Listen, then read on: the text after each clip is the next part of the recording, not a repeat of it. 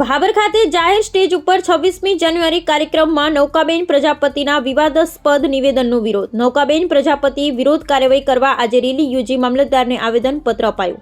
ભાભરમાં ભાજપના પ્રદેશ મંત્રી નૌકાબેન પ્રજાપતિના અનામત મુદ્દે વિરોધ. નૌકાબેન પ્રજાપતિએ તૃષ્ટિકરણ અને વોટ બેંકના કારણે અનામત દૂર કરી શક્યા નથી. અનામત માથાના દુખાવો સમાન ગણાવ્યો હતો.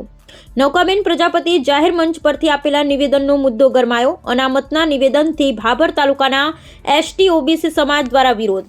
ભાભરના એસટી ઓબીસી સમાજના મામલતદાર પાસે એકત્રિત થઈ નારેબાજી કરી નૌકાબેનના રાજીનામાની માંગ કરી. મામલતદાર કચેરીએ જઈ મામલતદારને આપ્યું આવેદનપત્ર આપી કાર્યવાહી કરવાની માંગ કરી. ભાભર પોલીસ સ્ટેશનમાં નૌકાબેન પ્રજાપતિ વિરોધમાં આપવામાં આવી અરજી. કાર્યવાહી નહીં કરવામાં આવે તો બંધનું એલાન અને ઉગ્ર આંદોલન કરવાની આપી ચીમકી. દિવસે આઝાદ ચોક ભાભરમાં નૌકાબેન પ્રજાપતિ અનામત વિરોધી બોલ્યા. એમના વિશે આજે ભાભર મામલતદાર સાહેબને આવેદનપત્ર આપ્યું છે અને આજ પછી હવે ભાભર પોલીસ સ્ટેશનમાં અરજી આપી અને એફઆરઆઈ દાખલ કરવા માટે અમે સૌ બધા આગેવાનો મળી અને એફઆરઆઈ દાખલ કરાવશું. અને એફઆરઆઈ દાખલ ન થાય તો આગળની કાર્યવાહી સૌ બધા ભેગા મળી અને કરશું. અમારી માગણી છે કે જ્યારે ત્યારે આ ભાજપના લોકો અનામત વિશે આવું તેવું બોલે છે અને અનામત બાબા સાહેબનો બંધારણ એમને 26 જાન્યુઆરીએ આ પ્રજાસત્તાક દિનને પેલું કર્યું હતું. એના માટે આજે નૌકાબેન એમના વિરોધમાં બોલ્યા છે. એના માટે કરીને આવેદનપત્ર આપ્યું છે. વિનોદજી વાલાજી ઠાકોર, ભાભર તાલુકા કોંગ્રેસ સમિતિ પ્રમુખ.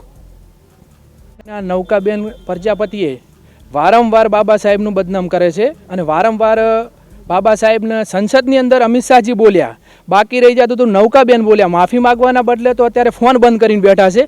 24-48 કલાકમાં માફી નહીં માગે ને તો અમે બનાસકાંઠા બંધનું એલાન પણ આપીશું અને ભૂખ હડતાળ ઉપર ઉતરીશું અમે.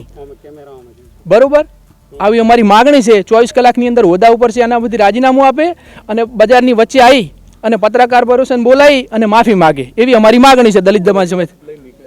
અમે રજૂઆત એ લઈને કે બાબા સાહેબનું વારંવાર અપમાન કરે છે, બંધિયારણ ઉપર હાથ નાખે છે. ઉપરથી કયા નેતા એમને ઇશારો કર્યો તો એ દિવસે 26મી જાન્યુઆરીએ તાર આટલું બધું નૌકાબેનને બોલવું પડ્યું છે? આના માટે જે અમારે કાયદેકીય કાર્યવાહી કરવી પડશે એ કરીશું. અમે હાઈકોર્ટ સુધી જશું. અત્યારે અહીંથી મામલતદાર સાહેબને આવેદનપત્રક આપ્યું છે, એફઆઈઆર કરાવીશું. એફઆઈઆર કરીને અમને જવાબ 24-48 કલાકમાં નહીં મળે તો અમે ભાભર બંધનું એલાન પણ આપીશું, બનાસકાંઠા બંધનું એલાન પણ આપીશું.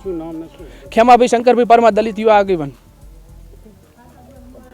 26મી જાન્યુઆરી બંધારણ દિવસની ઉજવણી થઈ રહી હતી એક દિવસ ભાભરની અંદર. ત્યારે ભારતીય જનતા પાર્ટીના નેતા નૌકાબેન પ્રજાપતિ દ્વારા તમામ દેશની મહિલા વિરુદ્ધ તેમજ એસસી ઓબીસી વિરુદ્ધ જે તે બંધારણ વિરુદ્ધ ટિપ્પણી કરી, તેને અમે બનાસકાંઠા જિલ્લા દલિત સંગઠન તેમજ એસસી ઓબીસી સમાજના તમામ નેતા વખોડીએ છીએ.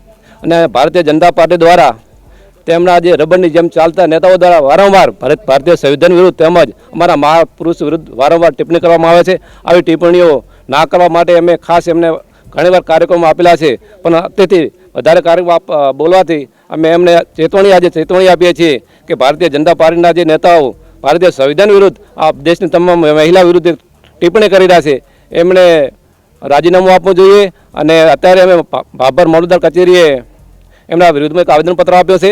તેમ આવેદનપત્ર દ્વારા કહેવામાં આવે કે પ્રશાસન દ્વારા આ લોકોને જ્યાં સુધી બોલવાની અંદર જે બોલી રહ્યા છે એમને પ્રશાસન દ્વારા જે ભારતીય બંધારણ મુજબ જે કટાક્ષ કર્યો છે એના વિરુદ્ધમાં કાયદેસરની કાર્યવાહી કરવામાં આવે અને કાર્યવાહી નહીં કરે તો આવનારા સમયમાં બનાસકાંઠા જિલ્લા દલિત સંગઠન તેમજ એસસી એસટી ઓબીસી અને તમામ સામાજિક મુવમેન્ટ સાથે જોડાયેલા તમામ લોકોને એસસી એસટી ઓબીસીના તમામ લોકો ઉગ્ર આંદોલન કરશે. આંદોલન કરતા કોઈ પણ પ્રકારની ગુનાહિત પ્રવૃત્તિ થશે તેની સંપૂર્ણ જવાબદારી ભારતીય જનતા પાર્ટીના નેતા નૌકાબેન તેમજ આ પ્રશાસનની રહેશે. મારું નામ સોલંકી ચમનભાઈ પીરાભાઈ, બનાસકાંઠા જિલ્લા દલિત સંગઠન પ્રમુખ.